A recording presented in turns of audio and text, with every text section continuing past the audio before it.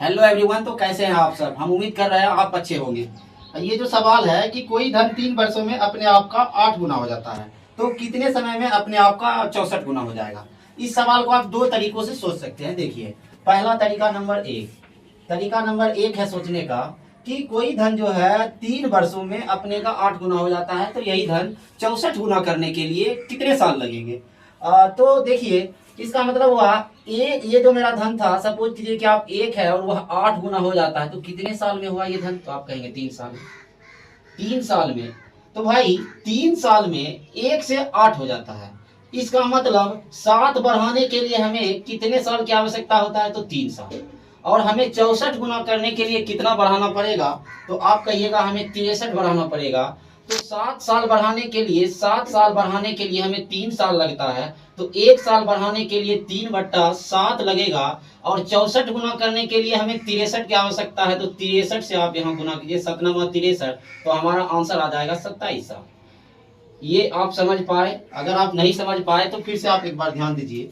कोई धन जो है 3 साल में अपने का 8 गुना हो जाता है तो कितने सालों में यह 64 गुना हो जाएगी, ये सवाल कहा है। तो हम कहते हैं कि 1 से 8 हो जाता है तो 3 साल लगता है। इसका मतलब 1 से 8 होने के लिए कितना बढ़ाना पड़ेगा? 7। और 7 बढ़ाने के लिए हमें 3 साल की आवश्यकता होती है तो 1 साल बढ़ाने के लिए 3/7 की आवश्यकता होगी। और 63 बढ़ाना है हमें क्योंकि यह धन 64 गुना करना है तो एक डिजिट का वैल्यू 3/7 तो 63 का कितना? तो 27 साल।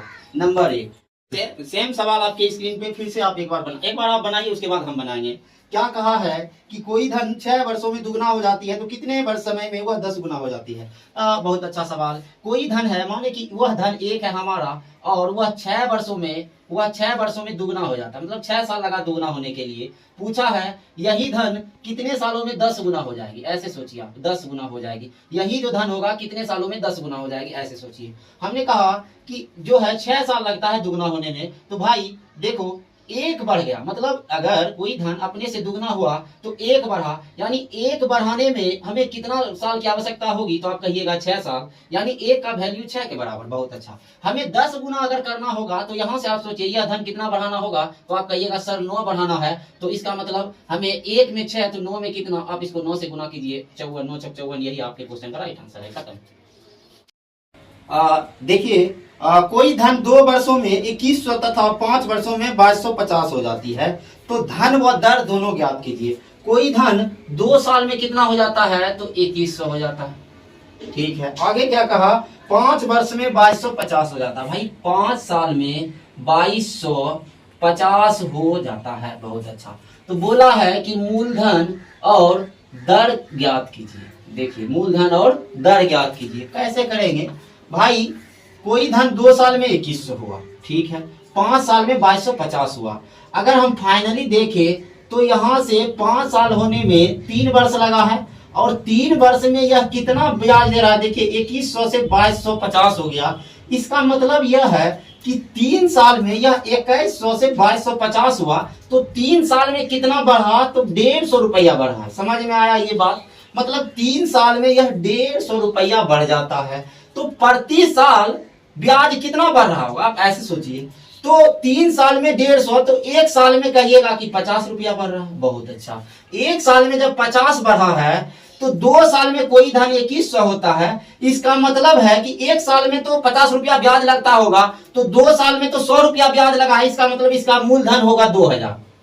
समझ पाए आप? जो मूलधन 2000 होगा। क्यों? क्योंकि 2 साल में यह 2100 रुपया हो गया था, जबकि हमें पता है कि 1 साल में इसमें 50 रुपया ब्याज भी होगा तो 2 साल में 100 रुपया ब्याज होगा। हमारा मूलधन निकल गया है 2000। हमें दर निकालना है तो भाई दर कैसे निकालेंगे? दर तो हम ऐसे भी निकालेंगे, पी रखिए, मतलब 2000 पी गुना आर को एक्स मान लीजिए, टी क्या साल? 2 साल, बट्टा कितना? 100। कितना? 100। और हमें ब्याज कितना लगा था? तो 100 रुपया। चाहे आप इस पे रखिए चाहे इस पे रखिए, आपका आंसर आएगा। तो आप कटाइए, 00 से 00 खत्म, 10 से 10 खत्म, 2 पचे 10। कितना हो गया? 2 पचे 10। तो ये हो गया 2.5 बार में, यानी एक्स का मान हो गया 2.5%। और हमारा मूलधन कितना था? 2000। खत्म।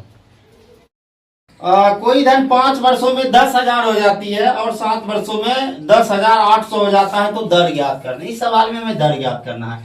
5 वर्षों में कितना हो जाता है? 10,000। कितना हुआ? 10,000। 7 वर्षों में यही धन 10,800 हो गया। फाइनली अगर आप देखेंगे तो 2 साल में बढ़ कितना रहा है? तो आप कहिएगा सर 2 साल में तो कितना बढ़ रहा है? तो 800, क्योंकि पहले था 10,000, अब हो गया 10,800। तो देखिए 2 साल में 5 से 7 होने में 2 साल में कितना बढ़ा? तो आप कहिएगा सर 800। तो 1 साल में कितना बढ़ता है? 400। कितना बढ़ता है? 400। तो 1 साल में जब 400 बढ़ता है तो 5 साल में कितना बढ़ा होगा? आप इस डाटा से समझिए। 5 साल में जब 10,000 हुआ होगा तो 5 साल में हमारा ब्याज हुआ कितना है? 1 साल में 4 लगता है सर, तो 5 साल में कितना लगा होगा? तो 2,000। इसका मतलब 5 साल में 10,000 कोई धन हुआ है, 2,000 तो हमारा ब्याज है, तो मूलधन हुआ होगा कितना? 8,000। समझ पाए? अब हमें निकालना क्या है? दर निकालना है।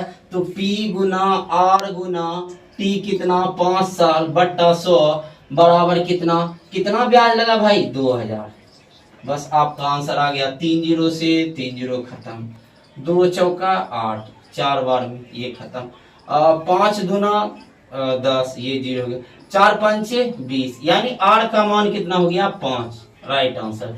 क्या आप इस चीज को समझ